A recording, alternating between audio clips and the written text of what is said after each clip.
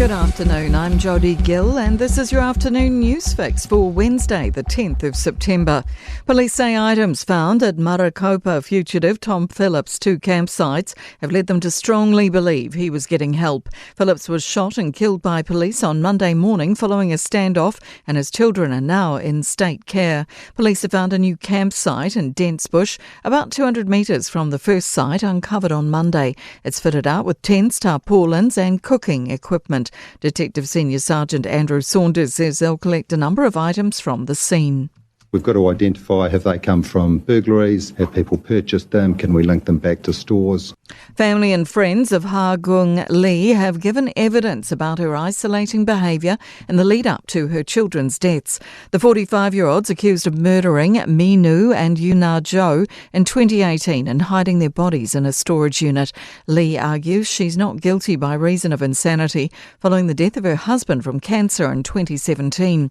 Her brother-in-law was emotional when sharing Lee's response to his brother's death. Tried to organize a funeral. She didn't want any funeral. She just want small stuff. She doesn't want anyone to know about the funeral or anything. A woman's pleaded not guilty in relation to the death of a toddler in a Gore driveway on New Year's Day. The 3-year-old died in hospital several hours after being injured by a reversing vehicle. She'll appear in court again in November. A Te Pāti Māori MP is copping criticism from all sides of politics.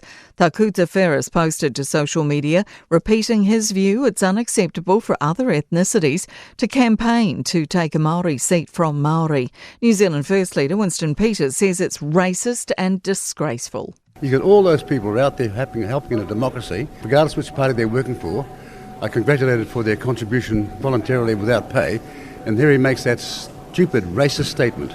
Greens co-leader Marama Davidson says the Greens do not agree with what Ferris said. This is harmful to those communities and to our kaupapa of kotahitanga.